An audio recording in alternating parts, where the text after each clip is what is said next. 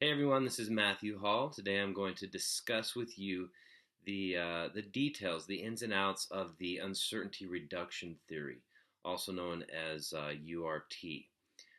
Before I get going into depth into that, let's briefly discuss, just kind of the background of communication and why we find ourselves in those types of situations when it comes to trying to understand, how we communicate, why we communicate, and then preparing ourselves for, unknown events or outcomes or anticipating, uh, usually in most instances, a negative outcome. So, in reference to the uncertainty reduction theory, we're ultimately looking for a positive outcome. Researchers agree that URT has an overall positive effect on human beings, and I believe that that's mainly in part due to the fact that understanding or knowing or being ready or prepared for uncertainty kind of eliminates or reduces a level of stress or anxiety or what you might have. So, before we get into that, let's talk a little bit about communication. Humans have been blessed with the ability to communicate ever since Adam and Eve in the Garden of Eden, which was about 6,000 years ago. The human form of communication is proven to be quite complex compared to that of animals, insects, and all the other creatures that God created. So, aside from the obvious biological miracles that take place in order to communicate, and for that to actually happen, there are variables and processes that take place within communication, which can only be explained by the using of the academic research process. Now, this leads me into something I'll talk about towards the end of this video, but essentially what it boils down to is that,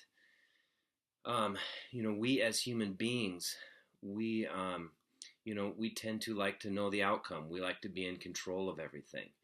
And this is where we have to find that happy medium, that balance between having faith, as a Christian, as having a biblical worldview.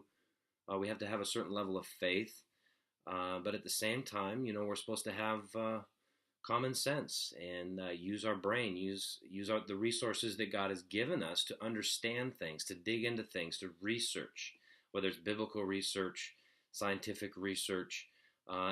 Most of us know that just because the fact that we're even in this class, the fact that we're going to college, we've been exposed to, the different layers of, academic and research.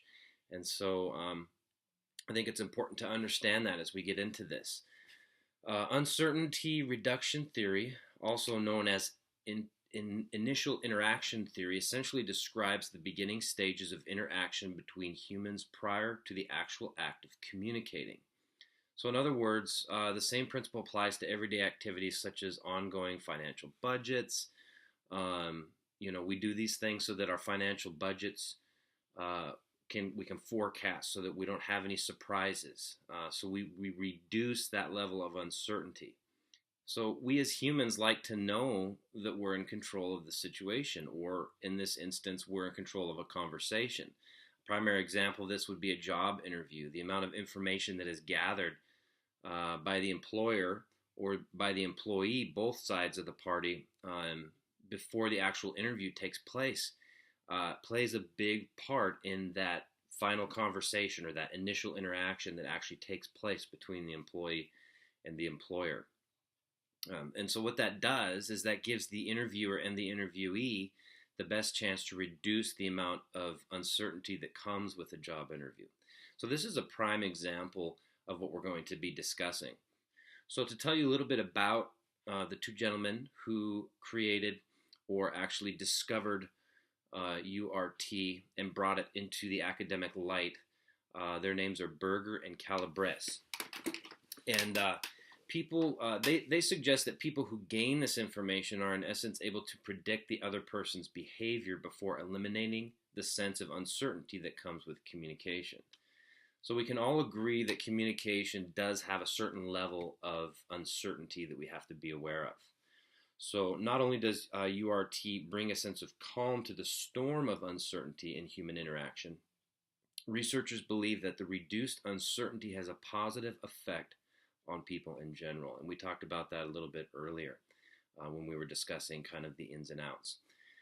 And so, as we dig a little bit deeper, our text did a real good job of defining and explaining this process. I like to say phenomenon because one prime example of just the amazing awesomeness of God and humans and the way we interact with one another, which I believe is a huge driving force for people like myself who love communication. We love understanding communication, and the bottom line is because not only does it give us more insight into everyday life, it gives us insight into our Creator, our God, and how perfect and He made everything. It's how intricate He made everything, and the way that it works and it flows.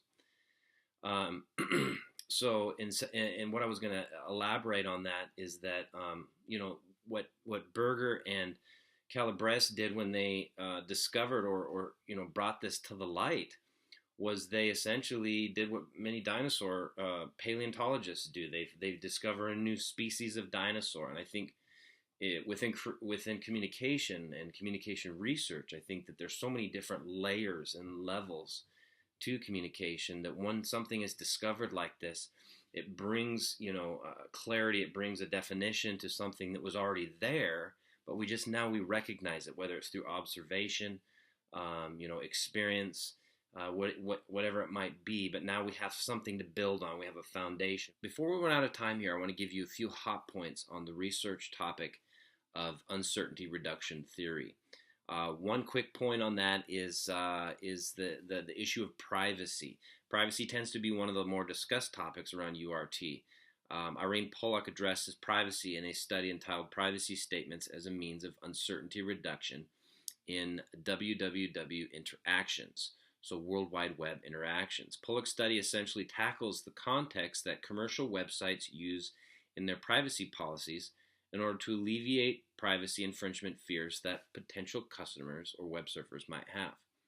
So I think one thing to point out in that is it's interesting to see the dynamic of the way we communicate online versus the way we communicate in person.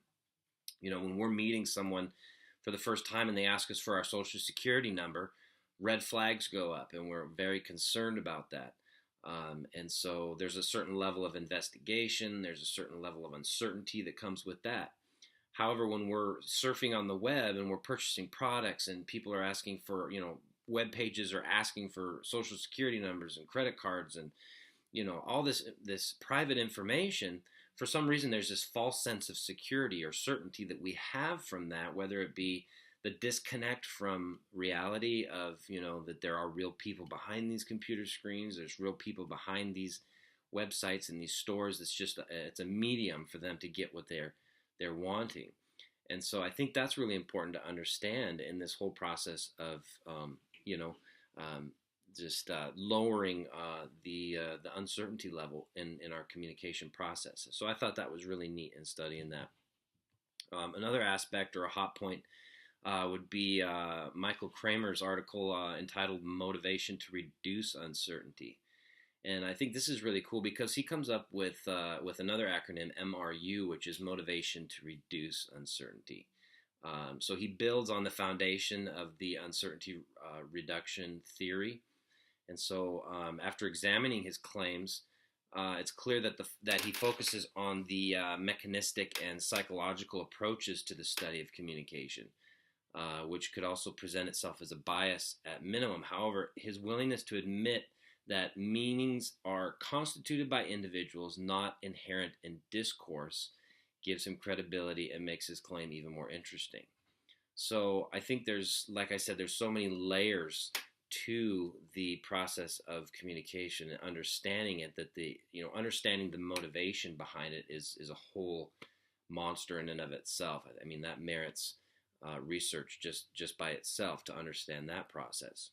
So hopefully, I know it's hard to cram all of this into 10 minutes, but I hope that this gave you some insight into the uncertainty reduction theory, kind of open your eyes a little bit to what it is and why it is important in understanding communication.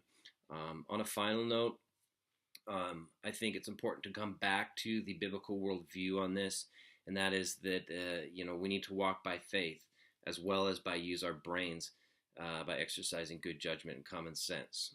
With the proper balance of walking by the Spirit and academic research, it is safe to assume that God has given us everything we need to be the best communicators we can be in every interpersonal communication situation we find ourselves in. Thank you for your time, and I hope you enjoyed this talk.